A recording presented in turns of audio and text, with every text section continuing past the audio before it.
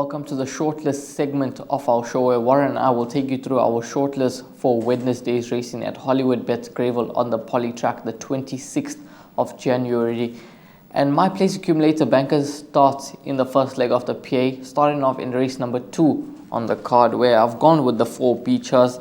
He will strip a much fitter horse. He ran a cracking run in his debut in the province, neatly drawn in gate 4. He will enjoy the 1400 meter trip, and I'm expecting Beachers to be right there at the business end of things.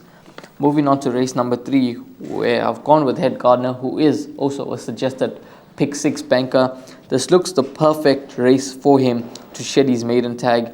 He gets a draw after being drawn 8 in his last 2 starts. He's well drawn in gate 1. He got going a bit too late last time out when beaten by Over the Bay by 0.2 lengths. The blinkers seem to have done the trick with Head Gardner, and I think he's going to take a power beating in the first leg of the pick 6 and leg number 2 of the PA. Moving on to race number 5, where the last of my place accumulator bankers come up, and that's the 6 Q for You. Now with 53 on her back, she's 5.5 kgs better off for 1.6 length beating with Rise, so she should have the beating of Rise.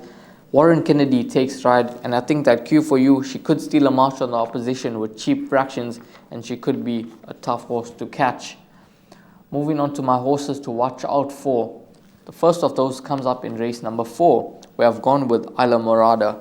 It's been 920 days since she's last tasted success, but I feel that Paul Gatsby may have just found the right race for the 6-year-old daughter of Master of My Fate.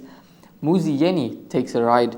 She cracks a good draw of gate 2 after being drawn 11 in her last 2 starts. Things haven't gone exactly to plan in her last 2 starts as well, and I just feel that Isla Morada, this could be the ideal race for her to get her 3rd victory.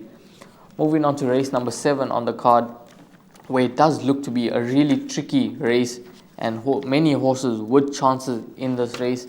I found Flashy Katrina as a horse to watch out for. She's come down in the rating. She's on a mark of 75, dropped 2 points after her last run.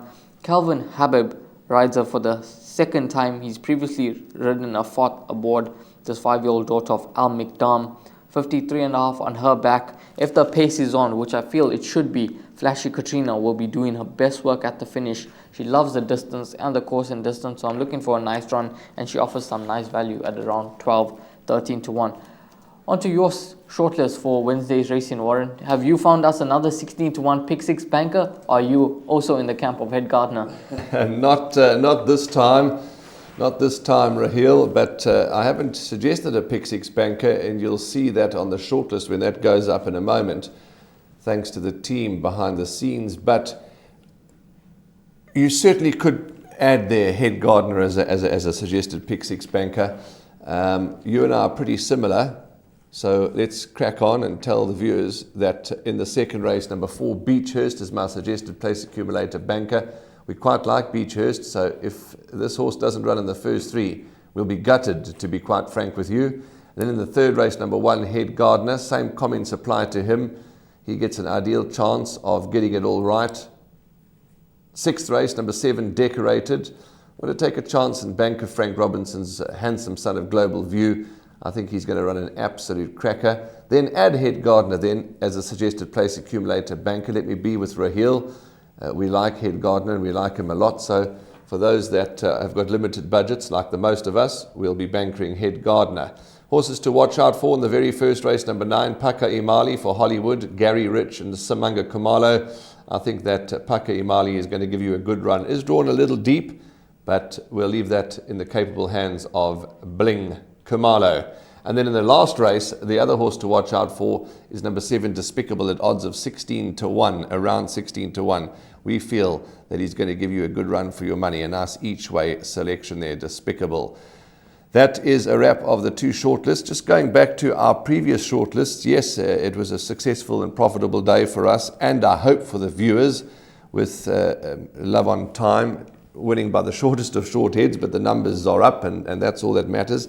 And your place accumulator bankers and a few horses to follow over the past couple of weeks have also been fairly successful. Yes, hopefully we've been guiding the public in the right direction. Hopefully we can continue to guide them in the right direction with Wednesday's meeting on the Poly Track, and hopefully we can make some money. It's not always easy. It's certainly not always easy, but we do our very best. And as we always tell you, at the end of the day, the final decision lies with you. And same with us. You know, we can get guided and study as much as we like, but at the end of the day, when we go to the tote window and we take our final bets, the decision's left up to us. From Warren Lenferner, Rahil Radhakrishna, and the whole Gold Circle TV team, we wish you all the very best. Please stay safe, punt well, and let's hope that you can make lots of money. And as always, we'll see you on Wednesday in the number one box.